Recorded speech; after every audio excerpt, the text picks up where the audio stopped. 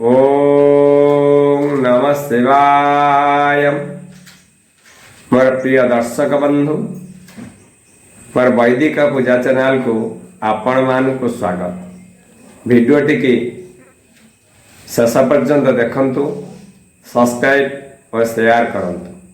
आज आम जानिबा जमपुर रे जो श्रेष्ठ 84टी नरककुंड रही, यही नरककुंड मानकरे केउ पाप कले पापी मान दंड पाई थांती एवं मृत्यु परे सेमाने की जन्म पाई थांती।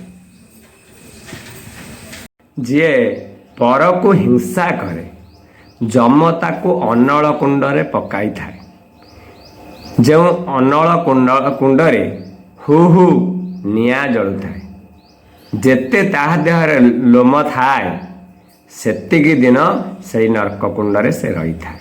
आत्मा नरककुंड रे पड़ी छटपट होई थाए। नंबर 2, जे शोषिकी जलदान देई न थाए ताकू जम तपत कुंड रे नहीं पकाई थांती, शेषरे से पक्षी जन्म पाई थाए। नंबर 3, जे पितृसाध दिन रजक गृह रे पिंधिला बसन पकाई थाए ताकू जमदूत माड़ मारी खार कुंड रे पकाई थांती, 7 थर धोबा घरे जन्म देई थांती। नंबर 4, जे पर धन द्रव्य हरण करी थाए, देवस्व ब्रह्मस्व हरण करी थाए, ता देहरे जमदूत कंटा फोड़ी बांधी देई विष्टा कुंड रे पकांती। जी पर पोखरी रे माटी खोली थाए ताकू जमदूत नहीं मूत्रकुंड रे पकाई थांती, ताकू 7 थर गोधी रूप होई जन्म हेबाकू पड़ी थाए। नंबर 6, जे मिष्टान्न लुचाई जे खाए ताकू चिरकाल पाई श्लेष्मा कुंड रे पकाई थांती, ताकू लुहा शाबल मारी तार हाथ भांगी थांती, ताकू प्रेत रूप जन्म देई थांती। नंबर 7, जे द्वाररू अतिथि की फेरे देई थाए ताकू ब्रह्महत्या दोष लगी थाए। 100 वर्ष पर्यंत पुतिगंध नरकरे पकाई थांती, पुणी मर्त्यपुरे जन्म होई दरिद्र होई थाए, द्वारे द्वारे भिक्षा मागी थाए।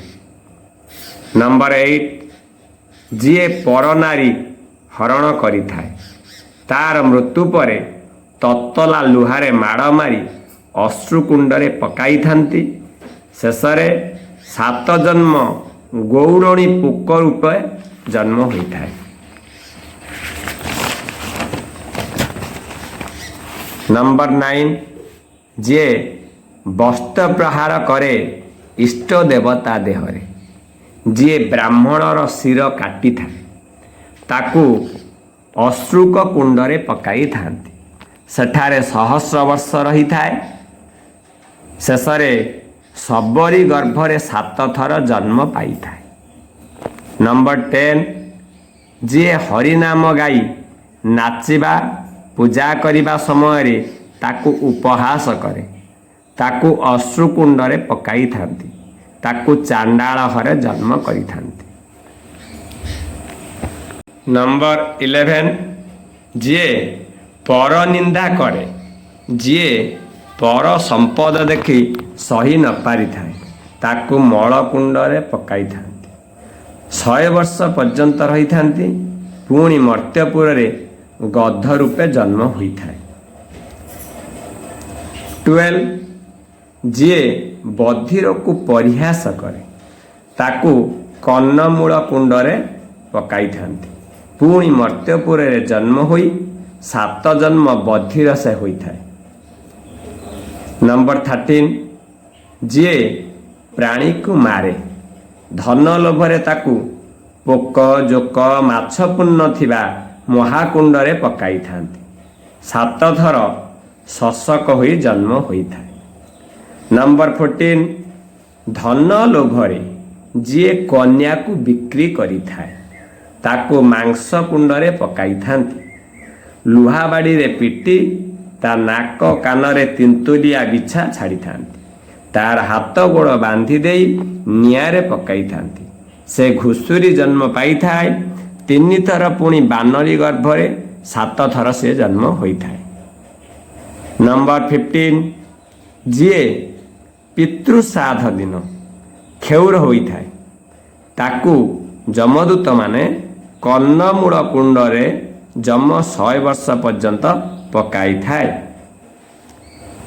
ନମ୍ବର 16 ଯଦି ନୈବେଦ୍ୟରେ ଯେକୌଣସି ଆମେ ନୈବେଦ୍ୟ ଦେଉଛନ୍ତି ଭଗବାନଙ୍କୁ, ଯଦି ସେଥିରେ ବାଳ ପଡ଼ିଥାଏ ସେଥିରେ ଯିଏ ଭଗବାନଙ୍କୁ ସମର୍ପଣ କରେ ତାକୁ ଯମ ହାତ ଗୋଡ଼ ବାନ୍ଧି ଦେଇ କେଶ କୁଣ୍ଡରେ ପକାଇଥାନ୍ତି।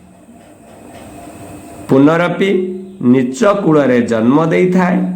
ଗୋରୁ ମାଂସ ଖାଇ ଦିନ ସିଏ କାଟିଥାଏ। ଆଉ କିଛି ନର୍କକୁଣ୍ଡର ବିବରଣୀ ମୁଁ ପରବର୍ତ୍ତୀ ଭିଡ଼ିଓରେ କହିବି। ଭିଡ଼ିଓଟି ଯଦି ଭଲ ଲାଗୁଥାଏ ସବସ୍କ୍ରାଇବ୍ ଓ ସେୟାର କରନ୍ତୁ। ପୁଣି ଦେଖା ହେବା ପରବର୍ତ୍ତୀ ଭିଡ଼ିଓରେ।